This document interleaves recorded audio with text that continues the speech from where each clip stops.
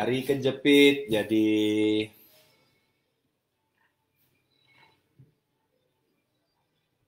oke, kita tutup yang lain dulu supaya nggak error.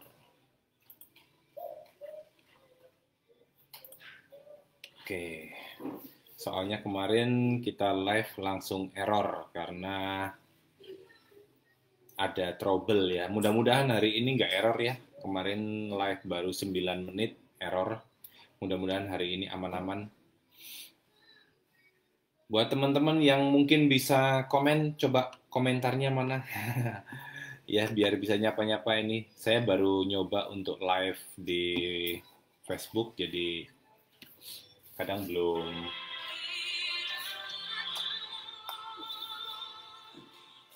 Ada telepon, bentar ya. Halo, halo. Iya, dari mana? Gimana gimana?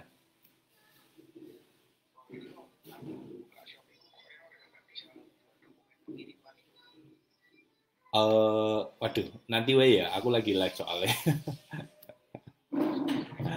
Iya, oke, oke.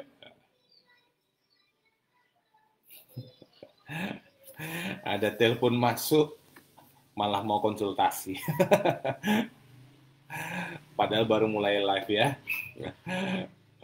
Oke, oke. Ada Willianto, langsung ngetek nih. Willianto ngetek Apin Lee sama Achiko Boy. Ya, yang lain mungkin eh, bisa ngobrol-ngobrol. Kita ngomongin apa ya hari ini ya? Ngomong-ngomongin masalah ini aja deh. Masalah kalian sebetulnya kalau jualan lebih banyak jualan di mana? Biar nanti saya ingin tahu dari sekian banyak yang nonton lebih banyak suka jualan di mana? Shopee, Lazada, Tokopedia, atau yang lain ya. Saya aktifkan polling dulu deh coba.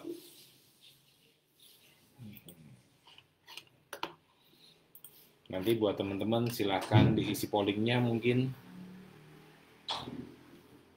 Udah masuk belum ya pollingnya ya? Diajak pendapatnya. Jadi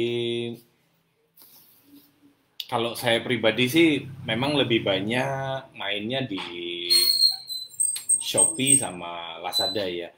Ini mohon maaf saya cuma ngasih 4 pilihan karena cuma tersedia 4 pilihan ya. Shopee, Lazada, Tokopedia sebetulnya ada Bukalapak, Blibli, jadi cuma karena pilihannya cuma 4, jadi terpaksa saya cuma pilih Shopee, Lazada, Tokopedia. Sedangkan yang tidak tersebut di sini masuknya di lain-lain gitu. Jadi kalau dari teman-teman sendiri suka di mana? Kalau saya pribadi sih lebih banyak dominan di Lazada sama Tokopedia. Mungkin karena di sana juga saya jadi mentor ya, jadi mentor resmi di Lazada sama Tokopedia. Jadi mungkin lebih banyak ngulik-ngulik di sana. Kalau Lazada sama Shopee. Kalau Tokopedia ya jarang-jarang lah, tapi masih oke sih. Masih sering ngecek-ngecekin juga.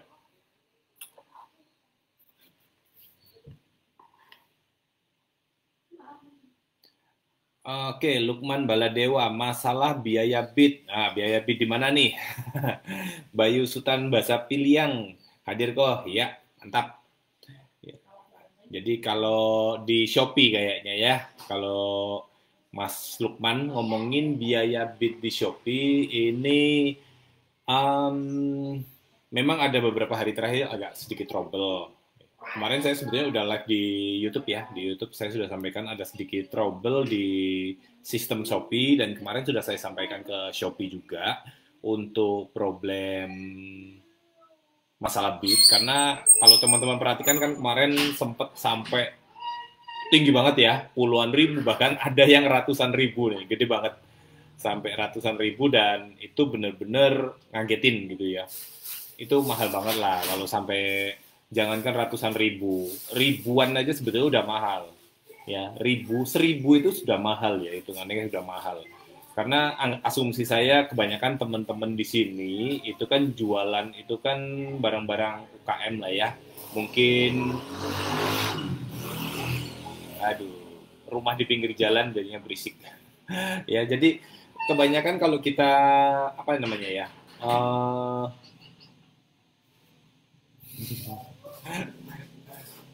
kalau kita ngomongin apa nih bit tadi ya. Jadi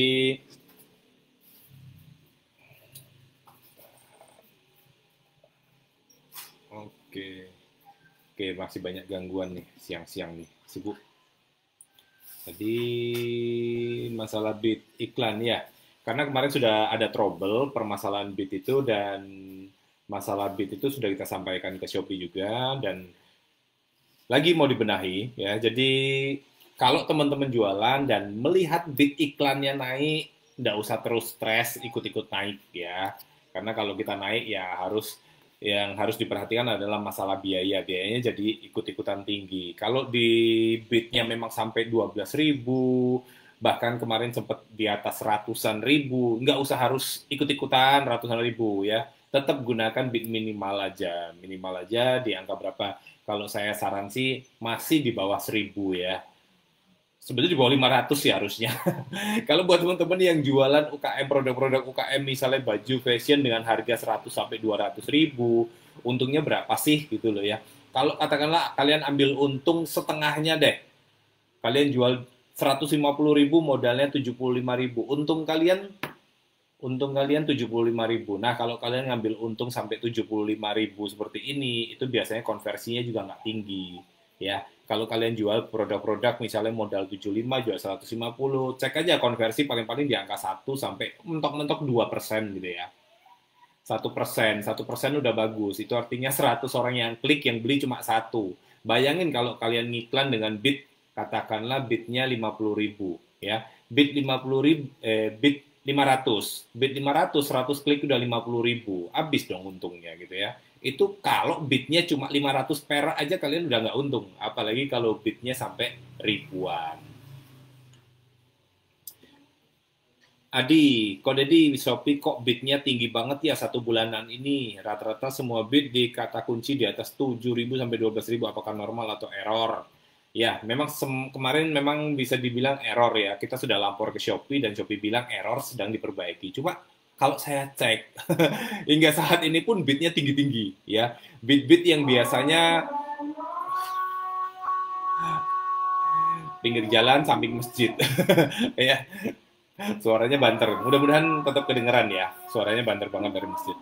Nah, jadi kalau kemarin bid kita biasa di angka mungkin 500, 600, tiba-tiba sekarang jadi 3.000, 4.000. Jangan terus stres dan mengikuti. Kalau kita ngikuti ya pasti kita boncos lah. Tahan aja segitu, masih tetap dapat klik kok, walaupun nggak banyak. Sebetulnya ini trafficnya secara umum ya, traffic secara umum lagi turun. Jadi kalau teman-teman perhatikan, sebetulnya traffic organik di toko kita tuh lagi turun banget, turun banyak, lumayan banyak ya. Jadi kadang teman-teman begitu stres, wah push iklan. Nah push iklan dengan bid minimum itu nggak naik, tetap nggak naik. Maunya dengan bid gede gitu kan, karena semua orang lagi stres, tokonya turun semua.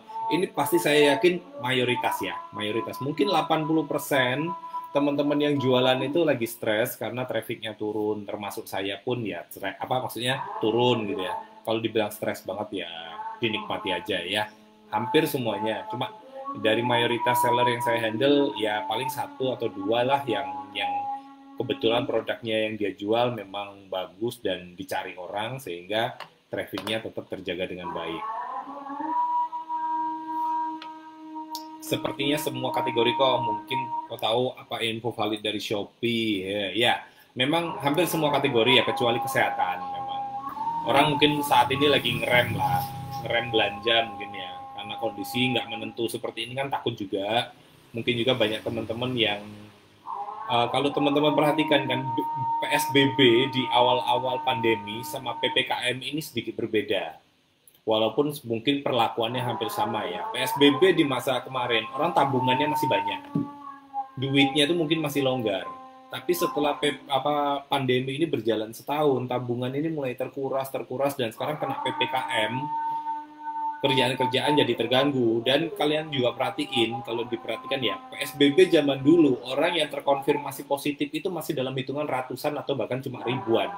Sekarang setiap hari yang terkonfirmasi positif itu udah sampai di angka kemarin aja rekor ya 54.000. Jadi Kalau dulu kita melihat COVID itu masih dengerin, oh orang di kota sana, oh teman saya di sono, di sana. Sekarang kalau kita dengerin COVID itu udah di sekeliling kita. Tetangga sebelah, belakang rumah, sono, udah positif, positif, positif. Jadi ini benar-benar membuat apa ya? Rasanya itu jadi kayak parno gitu ya. Parno rasanya di mana-mana COVID gitu kan. Jadinya orang jadi agak sedikit lebih takut lah untuk ngeluarin duit. Kayak saya aja saat ini kayak belanja barang ngerem banget. Jadi kebanyakan duit saat ini numpuk di tabungan aja sih, di tabungan numpuk sama kemarin diinvestasikan ke tempat lain. Karena kalau kita mau beli barang juga banyak-banyak stok gitu kan, penjualan lagi nggak bagus juga, jadi barang mati ya. Jadi di tabungan saya lagi numpuk nih nggak kepake gitu kan, takut juga mau pakai duit untuk nyetok barang. Jadi ya kondisi saat ini dinikmati aja apa adanya.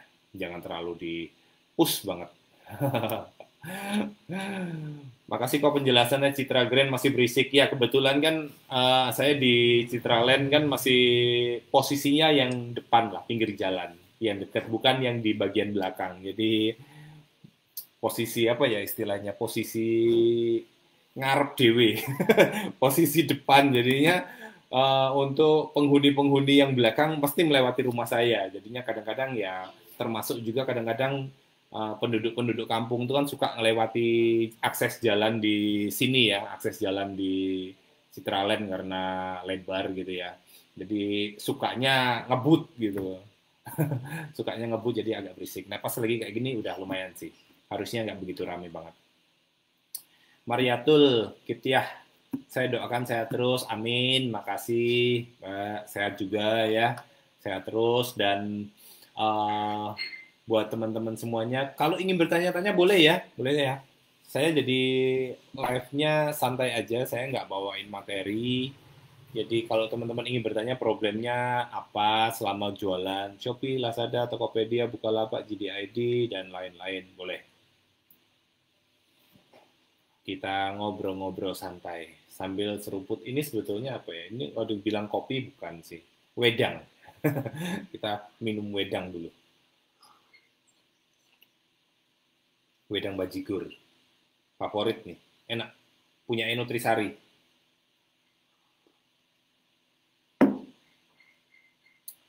Tapi saya nggak di-endorse ya.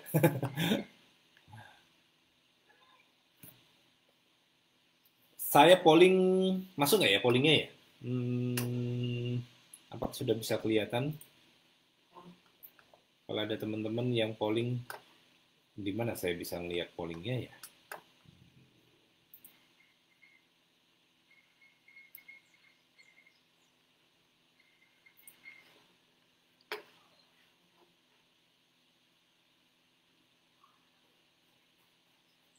Polling. Oh, pollingnya sudah saya terbitkan ya.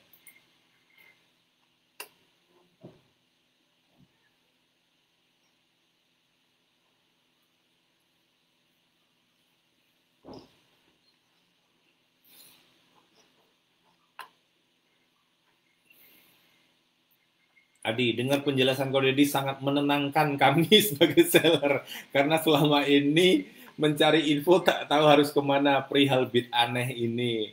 Dan ditambah memang traffic lagi turun ya kok karena PPKM kok. Masih ingetnya PSBB aja. Iya. Jadi sebetulnya apa ya, kondisi gini ada beberapa hal. Jadi gini, kalau kita mau jualan itu sebetulnya yang harus kita lakukan adalah optimasi ya, betul ya. Optimasi itu kan banyak ya, optimasi traffic, optimasi konversi, optimasi revenue dan sebagainya.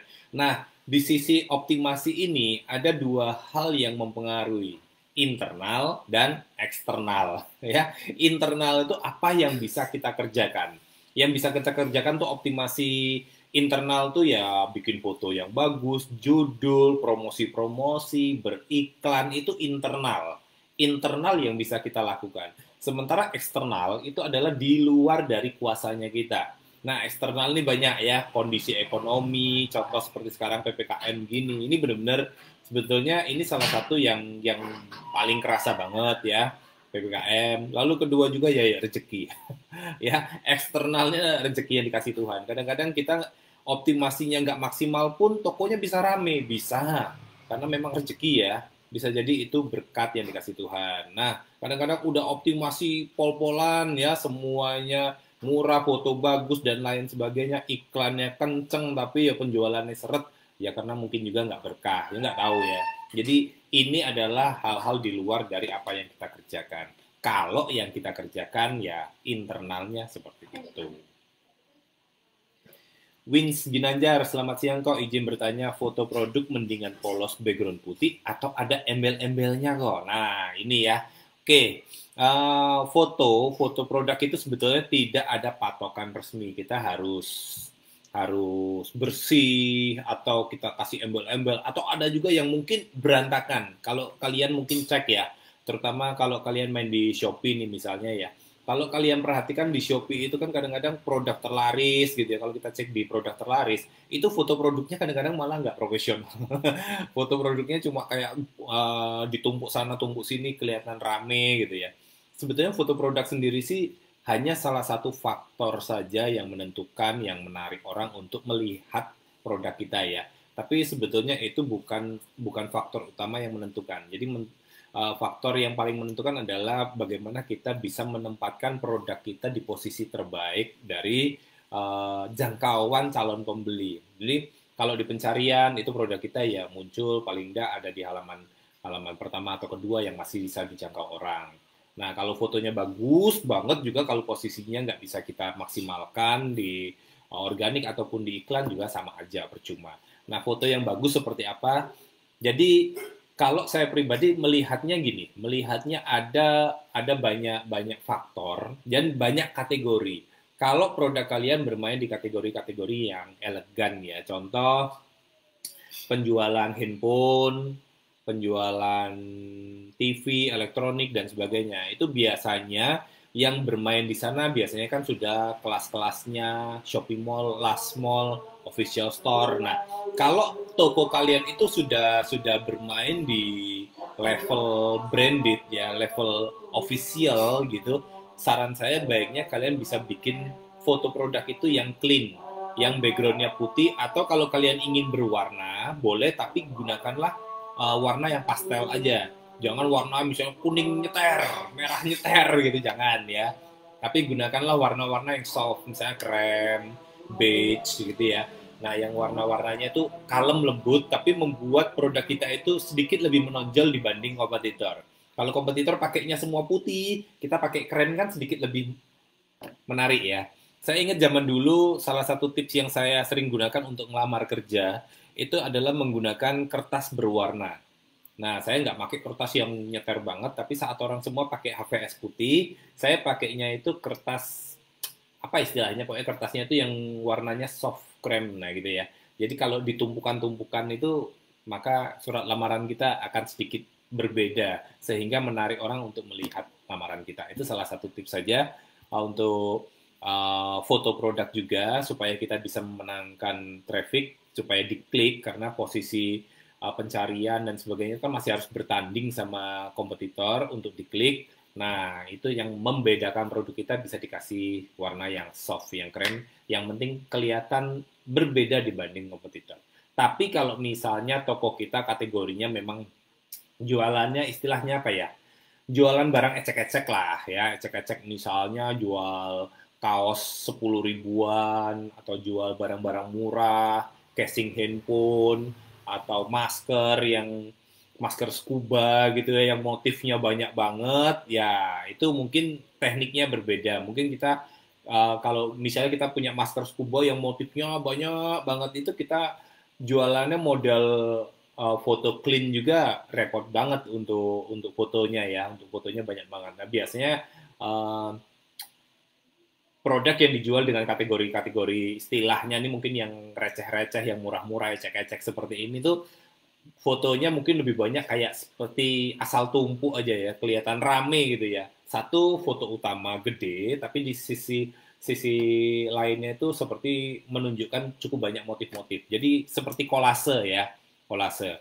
Nah, kalau bisa jangan bikin fotonya proporsional banget, tapi ada satu foto yang paling, misalnya masker, katakanlah jual masker scuba, satu motif masker yang paling bagus itu difoto misalnya sama orangnya, itu mendominasi dari thumbnail kita, misalnya sampai 50% area, jadi kelihatan gede. Nah, sisa 50% area lainnya kita bisa sisipkan motif-motif lain atau juga informasi free, gratis ongkir, COD, dan lain sebagainya. Tapi jangan terlalu rame. Kalau terlalu rame justru nggak kebaca.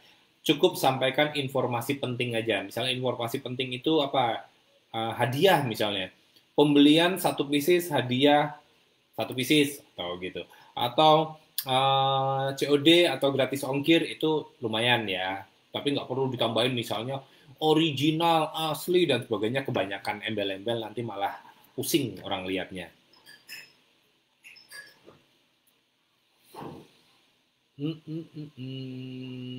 Oke, Mas Zaim. Om, saya jualan di Lazada produk spare part motor. Saya di Lazada sampai sekarang tanpa iklan penjualan rata-rata 100 biji.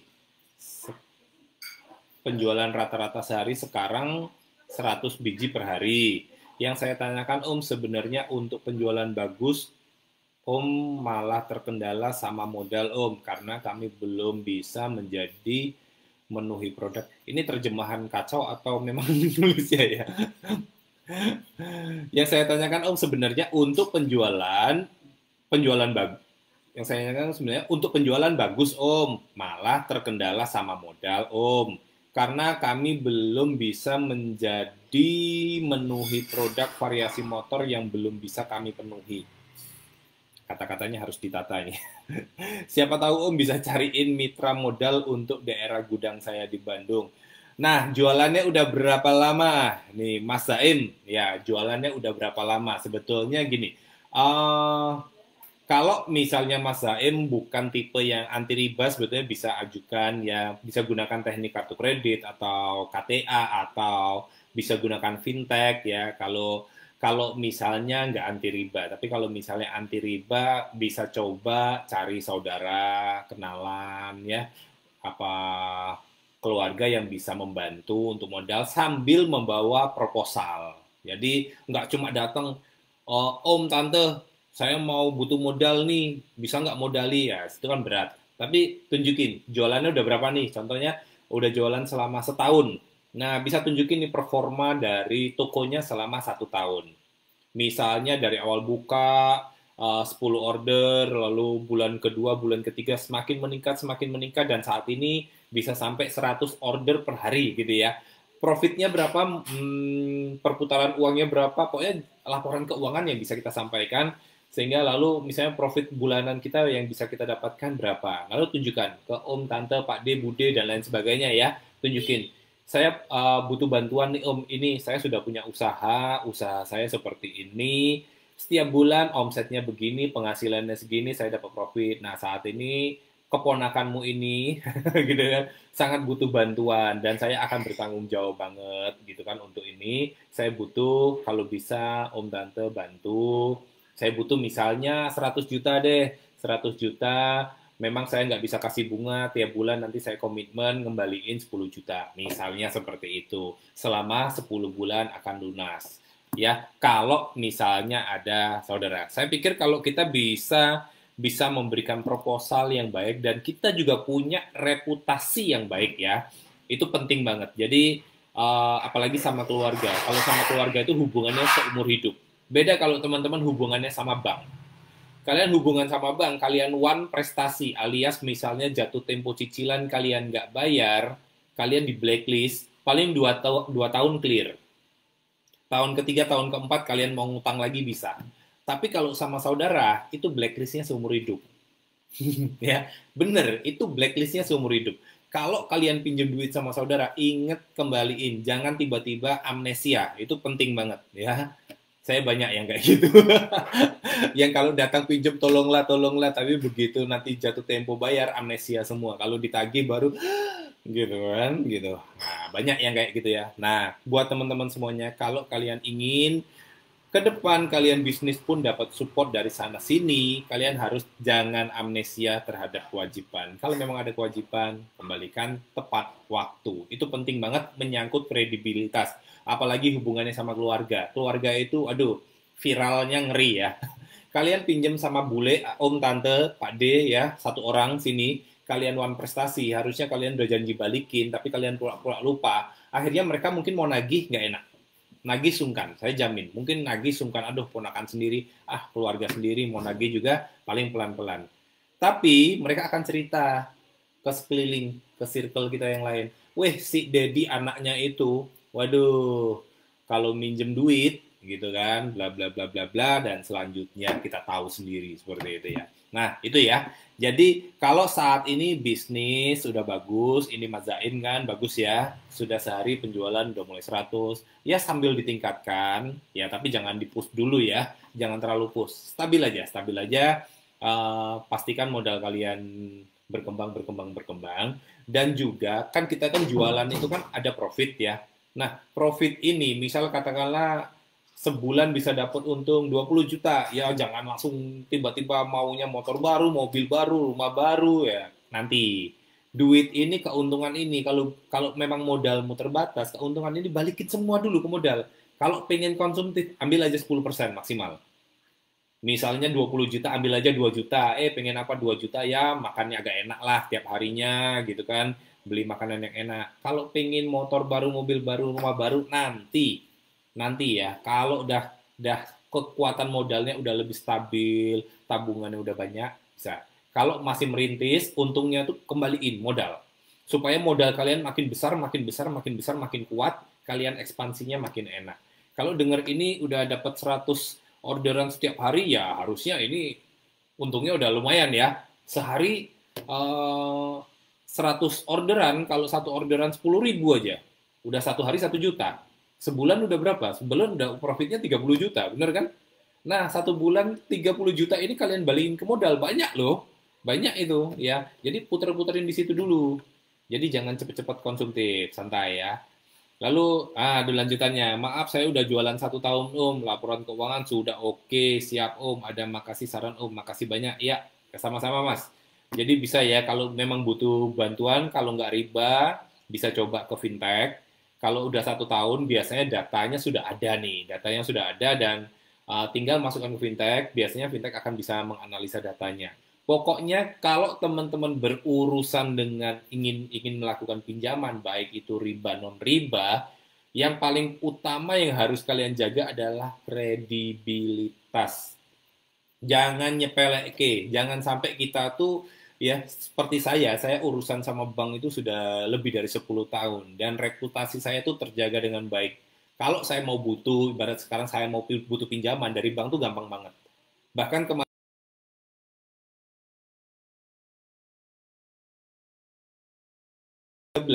karena saya tuh punya reputasi yang baik. Saya beli mobil itu belum bayar, belum tanda tangan, mobilnya sudah diantar. Ya, karena uh, dari pihak bank itu sudah tahu reputasi saya. Dari pihak bank sudah tahu reputasi saya sehingga bank menjamin kirim aja mobilnya, besok kita proses. Setelah mobilnya sampai, saya sudah pakai beberapa hari, dari pihak bank baru datang ke tempat saya, Pak minta data-data untuk analisa. Oh ya, gitu ya, analisa. Kasih data-data laporan keuangan, mereka analisa, beberapa hari kemudian baru tanda tangan kredit. Ya, baru tanda tangan kredit. Mobilnya udah saya pakai. Bayangin kalau saya nakal gitu, mobilnya nggak cocok, saya balikin gitu ya. Saya kan nggak ada ininya, saya belum keluar duit sama sekali. Gitu. Tapi di situ ya, jadi benar-benar reputasi itu sangat-sangat penting. Kalau teman-teman ingin berhubungan dengan semua orang, nah kita ini kan di ini ya, di mana namanya hubungan sosial ya, kita masuk makhluk sosial. Itu saya ingetin banget teman-teman, kalian berbisnis, sesulit apapun kondisi kalian, kalian harus bertanggung jawab terhadap kewajiban. Kalau misalnya ekonomi lagi susah seperti sekarang, aduh pemasukan nggak bagus nih, pemasukan lagi seret banget, saya harus waktunya bayar, belum bisa bayar, ngomongo, nembungo, ya. Nah, orang Jawa tuh nembungo. Datang kepada orangnya, Pak, Bu, saya minta waktu. Belum bisa, kondisi lagi nggak bagus. Jangan diem-diem. Kalau diem-diem, orang akan jelek banget. ngomongnya sama kita ya. Dia akan koar-koar ke tempat lain, wah si itu nggak tanggung jawab, si itu nggak tanggung jawab. Itu nama kita langsung di blacklist semua orang. Tuh. Tapi kalau kita sampaikan dengan baik, kondisi begini, begini, begini, orang akan respect sama kita. Gitu ya. Saya aja kalau ketemu sama ibu kos saya dulu zaman saya masih kuliah, oh dia kalau kemana-mana cerita sama saya. Cerita sama orang-orang, wah Dedi itu reputasinya kalau masalah kewajiban jual jempolan katanya. Kenapa? Saya itu kalau bayar kos itu pasti tepat waktu setiap tanggal 1. Jadi saya ngekos itu tanggal 1, dia udah tahu, sampai bahkan dia sudah pernah ya, karena sudah tahu tanggal 1 saya pasti datang siang hari, dia udah nyiapin teh sama cemilan. Ya udah nyiapin buat kamu, saya tahu kamu pasti datang jam segini gitu. Sampai karena dia mengetahui reputasi kita yang betul-betul disiplin dan apa ya, memiliki kredibilitas. Lanjut Mitra. Om, gimana caranya bersaing dengan harga yang banting-bantingan? Aduh, ini susah ya. Jadi ini disebut, jadi masuknya ke kategori perang harga, betul ya? Perang harga, kalau kondisi seperti ini banting-bantingan gimana? Ya, banting-bantingan gini ada dua hal yang bisa kita lakukan. Pertama, ya nggak usah ngikuti dengan resiko bahwa penjualan kita tidak akan sebanyak yang banting harga lebih murah dari kita. Misal harga kita jual 100.000, orang jual 90.000, ya mungkin dari sisi penjualan kita pasti kalah. Udah dari sisi penjualan kalah, dan dari sisi biaya iklan mungkin kita pun lebih tinggi kalau kita mainnya iklan ya. Udah ngiklan, orang yang masuk ke toko kita lihat harga 100.000 turun ke bawah, kompetitor ngiklan produk serupa harga 90.000. Belinya tempat kompetitor ya, nyakit gitu ya. Nah, kalau saya pribadi sih kita nggak harus jadi paling murah, tapi paling nggak kompetitif. Selama barang itu masih cukup kompetitif, misalnya kompetitor jual 90.000, kita masih harga di 91, 92, saya pikir masih cukup kompetitif lah ya. Nggak terlalu beda jauh. Beda kalau misalnya kita kompetitor 90, kita 120, itu kan jauh banget, itu pasti berat. Nah, di sini kalau memang kita udah kompetitif dan ternyata profitnya udah habis banget, ya berarti memang sebetulnya produk ini udah nggak cocok. Ini bukan ladangnya kita untuk cari duit gitu loh ya. Kalau misalnya dipaksain, di sini udah berdarah-darah banget nih, cari yang lain, jangan dipaksain. Betul. Ya, saya dulu jualan spray di awal-awal tahun 2014, 2015 di Lazada itu ya. Itu gila banget ya, marginnya bisa tinggi banget. Habis itu di tahun 2017 saya kepilih jadi city leadernya Lazada dan mulai dapat expose dari Lazada. Wah, ini ownernya Jackson bla bla bla bla. Wah, penjual spray langsung brul masuk semua, harganya langsung dipangkas habis-habisan ya. Sekarang jualan spray itu berat. Kalau kita mau turuti, pengen order rame, ya jualan spray untung 10.000. Waduh, nggak cucuk. Ya, ini orang Jawa bilang nggak cucuk, nggak sepadan. Kita udah dengan resiko produksi, dengan gaji karyawan dan sebagainya, kita untung 10.000 per pieces udah nggak sepadan. Kalau dulu itu untungnya 100.000 per pieces ya, udah kayak kacang goreng. Sekarang 10.000 aja kita harus masih bersaing dengan iklan dan sebagainya, biaya-biayanya begitu banyak. Jadi kalau memang ini udah nggak bagus banget, ya kita bisa geser dong, improvisasi ya. Kalau bisa sih mencari produk-produk yang cukup relevan lah, yang deket lah. Kalau spray itu deket-deketnya sama apa gitu kan ya, deket-deketnya mungkin sama barang-barang yang seputaran masih di rumah ya, gitu masih bisa. Kalau fashion misalnya jualan baju udah berat banget, jualan apa yang lain ya, hoodie kayak dan sebagainya, nambah varian, tapi di varian yang mungkin masih belum begitu padat, bisa coba-coba yang lain. Kalau mau dituruti saing-saingan harga nggak selesai-selesai. Apalagi kalau misalnya Mas Mitra tipenya adalah UKM gitu ya. UKM kelasnya misalnya masih kelas middle low yang masih modal-modal terbatas. Kita kalau mau perang-perangan harga biasanya ngadepinnya adalah kompetitor yang udah kelas-kelasnya importir dan sebagainya. Susah ya. Tinggal kalau udah kayak gitu nanti tinggal kuat-kuatan modal. Kuat-kuatan modal. Jadi siapa yang kuat? Mereka mungkin di awal bakar duit aja buat ngancurin semua saingan. Begitu saingannya KO semua, dia baru koreksi harga. Ya, ada strategi-strategi yang seperti itu juga. Cetakan paving, kok jika ingin bergabung menjadi supplier di Koko bisa produk industrial homemade. Maksudnya gimana nih? Bergabung jadi supplier. Oh, mau supply barang. Boleh, boleh, boleh. Ya, produk industrial homemade itu kayak apa? Boleh japri saya ya. Boleh japri aja. Nanti kayak mana? Mas Zaim, geser dong Om di spare part motor. Hehe, geser gimana? Maksudnya saya ini, saya jualan spare part motor. Enggak lah, bukan bagiannya ya.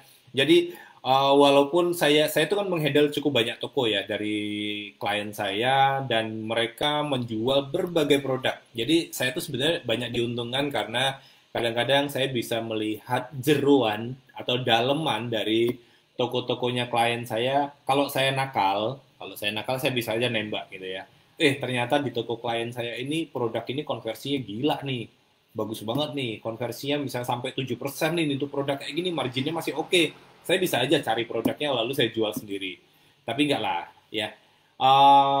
Ada beberapa hal yang jadi perhatian saya. Yang pertama itu melanggar kode etik profesional. Yang kedua itu nggak berkah, dan yang ketiga itu bukan bagian saya. Kalau misalnya contoh saya bisa melihat di yang saya handle penjualannya bagus banget di kategori fashion muslim misalnya gitu. Bukan berarti harus besok saya produksi fashion muslim. Saya kan nggak ngerti tentang fashion misalnya gitu kan. Nggak harus dipaksain juga. Nah ini spare part motor apalagi. Walaupun saya hobi ya, hobi dengan motor sebetulnya. Hobi-hobi dengan motor, suka jalan-jalan, suka touring, maunya touring, cuma pas kondisi gini kan mau touring-touring juga nggak bisa. Biasanya kalau touring-touring ke pantai gitu kan, sekarang pantai pada tutup juga nggak bisa.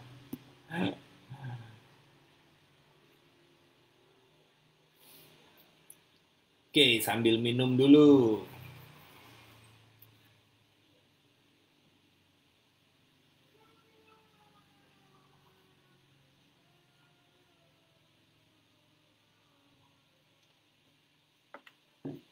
Kalau teman-teman banyak kan suka jualan di mana ya? Lazada, Shopee, lihat hasil pollingnya gimana sih ini? Nggak ngerti ya. Kalau saya pribadi lebih suka memang untuk saat ini ya, kalau berjualan memang paling paling enjoy sih di Lazada sama Shopee. Cuma ada plus minus ya, plus minus. Kalau untuk narik-narik traffic kayaknya untuk main iklan lah ya, untuk main iklan saat ini Shopee masih sedikit lebih bagus sih. Kalau menurut saya ya, bukan berarti saya ini, tapi kalau dari saya pribadi, Shopee sedikit masih masih unggul lah, masih unggul dibanding Lazada karena mungkin faktor usia. Usia fitur iklan, karena fitur iklannya Lazada kan usianya baru kurang dari setahun ya kayaknya ya. Sementara Shopee kan udah dari dulu ya, udah cukup lama fitur iklan Shopee berjalan dan eh, kalau menurut saya juga dari sisi data-data yang diberikan sama Shopee sedikit lebih lengkap dan mudah diterjemahkan, mudah kita pelajari dibanding Lazada. Contoh dalam pemilihan kata kunci, mencari kata kunci, melihat performa performa dari iklan sendiri. Misalnya kita ingin tahu untuk kata kunci ini posisi peringkat iklan saya tuh di berapa gitu kan, Shopee kan sudah bisa kelihatan ya. Kalau Lazada kan enggak. Lazada kita belum bisa melihat untuk kata kunci, misalnya kata kunci ABC ini produk saya ada di peringkat berapa sih gitu kan kita nggak tahu. Taunya pokoknya ada klik apa enggak, ada hasil apa enggak, cuma data-data standar aja ya, data-data standar. Sedangkan kalau di Shopee bisa lebih detail.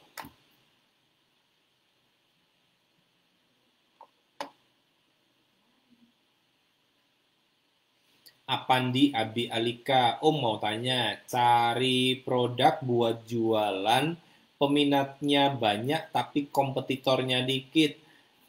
Hmm, mau tanya cari produk buat jualan, peminatnya banyak tapi kompetitornya sedikit. Nah, ini harus banyak-banyak survei ya, banyak-banyak analisa. Jadi susah-susah gampang dan ini memang adalah dibutuhkan skill dari seller sendiri ya. Jadi saya juga nggak bisa sih nge-share kayak gini ya, karena itu menyangkut feeling ya, feeling, dan feeling itu bisa bisa dirasakan tapi susah diungkapkan.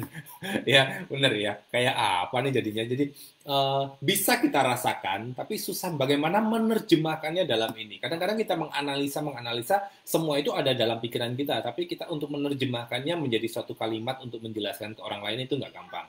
Nah, ini butuh butuh latihan ya, jadi butuh latihan nyari-nyari produk dan sebagainya, itu butuh. Cari produk yang memang laku tapi kompetitornya sedikit. Kayaknya untuk zaman sekarang ini kompetitor udah banyak semua ya. Seandainya pun saat ini kompetitornya sedikit, paling-paling cuma tahan 1-2 bulan. Begitu kita tahu, kita laris gitu, ya udah banyak yang muncul nembakin ya. Mitra, Om, kalau buat produk nembak produk merek lain gimana hukumnya Om? Maksudnya KW ya. Jadi bikin produk nih, produksi misalnya sepatu. Sepatunya Adidas tembak jadi Adadis gitu ya. Bikin tapi bentuknya mirip-mirip dan lain sebagainya, mungkin logonya diplesetin sedikit gitu ya. Itu boleh nggak? Ya, kalau saya bilang sih nggak boleh gitu ya. Jelas itu tidak boleh. Jadi daripada kita nembakin kayak gitu, mending bikin brand sendiri sekalian, bikin yang berbeda sekalian ya. Dulu kita jualan sepatu itu ya nembak-nembakin Nike, Adidas gitu ya, akhirnya kena strike. Main di Lazada kena strike ya, jadi kena ban produknya, jadi kita nggak bisa jualan. Akhirnya produk yang awalnya naik tinggi nih ya, bayangin aja Nike, Adidas kan harganya bisa sampai jutaan ya, kita jual di harga cuma waktu itu 80 ribuan, 80 sampai 100 ribu. Wah, bentuknya mirip banget sama Nike, Adidas gitu kan. Nah, kita jual di harga segitu, penjualannya kenceng banget. Kenceng sampai ratusan ribuan penilaian, tiba-tiba di ban. Nyesek ya. Udah enak-enak, produknya naik, trafficnya udah tinggi, kena ban sama Lazada gitu kan. Akhirnya produk matinya banyak.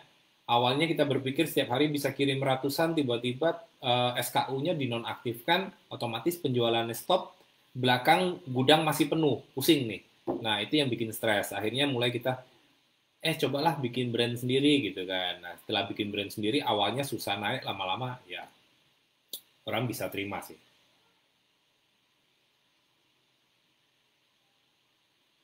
Sebaiknya kalau nembak-nembak, nggak usah lah.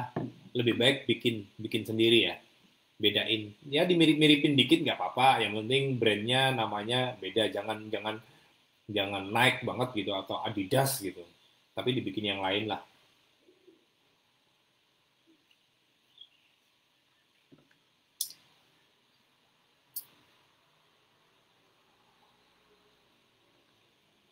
Gimana selama PPKM ini penjualan gimana teman-teman semuanya? Penjualan naik, turun, stabil? Kalau saya pribadi turun ya. Turun. Nggak apa-apa, harus diakui ya, memang turun. Turun karena dua faktor. Satu faktor pertama kehabisan barang, faktor kedua memang PPKM. Mungkin kalau kalian ingin perhatikan apakah PPKM ini ngefek terhadap penjualan kalian, coba perhatikan konversinya deh. Paling gampang perhatikan konversi. Kalau yang turun trafficnya itu agak sedikit gampang. Kalian tinggal boosting dengan iklan. Kalian iklankan, traffic naik lagi. Kalau konversi stabil sih nggak masalah. Kalau sudah menyangkut konversi, ini agak berat. Kalau konversi tiba-tiba turun,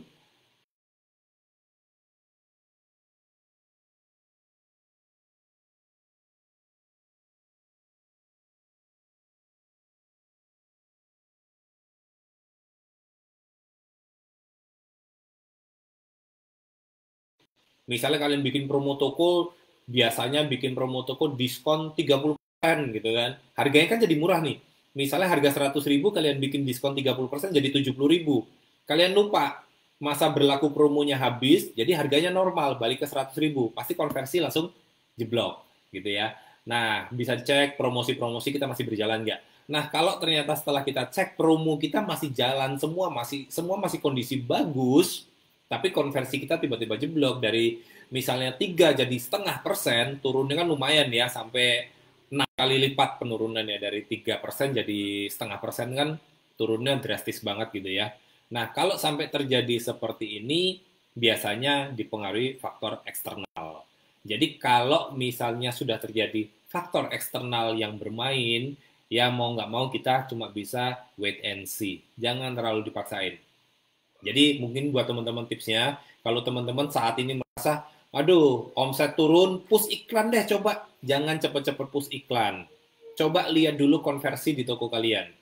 Kalau konversi di toko kalian itu terjun bebas, dan penurunan ini bukan karena promo-promo kalian berakhir, jadi semuanya asumsi ya, promo yang ada di toko kalian ini stabil deh, kalian nggak ngutak-ngatik, semuanya stabil. Tiba-tiba konversinya turun drastis, itu biasanya faktor eksternal. Faktor eksternal yang tidak bisa kita pengaruhi ya. Contoh PPKM, contoh daya beli yang turun, banyak sekali customer kita yang terdampak, sehingga mereka cuma ya di rumah, namanya PPKM, nggak bisa ngapa-ngapain. Hiburannya apa? Hiburannya buka HP. Begitu buka HP, misalnya lihat-lihat, masuk Lazada, lihat-lihat, ada yang menarik, tapi mau beli juga takut gitu ya. Nah, itu salah satunya yang mempengaruhi. Heru Kido, Om Deddy, rekomendasi Lazada margin tebel kira-kira apa ya Om? Aduh, margin tebel kira-kira apa ya Om? Ya, apa ya? Cara yang dibutuhkan orang, tapi ini ya. Ini salah satu pertanyaan yang paling susah untuk dijawab sih. Kalau nanyain produk apa yang kira-kira ini. Kalau saya menemukan produknya, ya, jadi omongnya gini. Ini bagian yang susah untuk disampaikan. Kenapa? Kalau saya menemukan produknya, ya saya pakai sendiri. Kalau saya menemukan produknya, wah dapat produk bagus nih, marginnya tebal, konversinya bagus, penjualannya lagi laris gitu kan, wah saya jual sendiri gitu ya. Susah, ini harus butuh skill, jadi harus butuh latihan untuk mencari-cari, butuh latihan analisa ya, survei-survei, segala macam, butuh feeling. Kalau apa yang biasa kita lakukan misalnya dengan Google Trend, analisis data kemarin, itu adalah hal-hal yang sudah lampau. Jadi past tense. Ya benar ya, kalau Inggris itu past tense ya, sudah berlalu gitu kan. Jadi yang kita lihat itu data-data yang sudah lama. Nah, kalau kita ingin jadi orang yang jadi the leader, ibaratnya yang memimpin dalam hal pemasaran dan lain sebagainya, kita harus bisa melihat masa depan. Jadi present tense, future tense, future. Jadi melihat, memprediksi masa depan gitu ya. Kira-kira besok akan terjadi apa nih? Besok akan terjadi apa nih? Besok habis PPKM ini kenapa nih? Besok kalau kondisi PPKM dilanjut lagi gimana nih? Gimana nih? Nah, itu kita harus harus mulai bisa coba apa ya? Istilahnya membaca kondisi dan mengetahui. Oke, oke, oke. Oke, nggak ada pertanyaan lagi. Nggak kerasa sudah hampir 1 jam live. Dan ya, buat teman-teman semuanya, pantengin terus ya. Nanti saya juga akan rutin. Kalau biasanya saya live-nya di YouTube, sekarang saya coba sering-sering live di Facebook. Saya lagi belajar-belajar untuk bagaimana live juga bisa share screen di sini. Saya belum ketemu caranya. Oke, semoga ini bermanfaat ya buat teman-teman semuanya. Like, share kalau kalian suka, dan bisa bantu teman-teman yang lain juga. Terima kasih dan sampai jumpa di live selanjutnya. Thank you.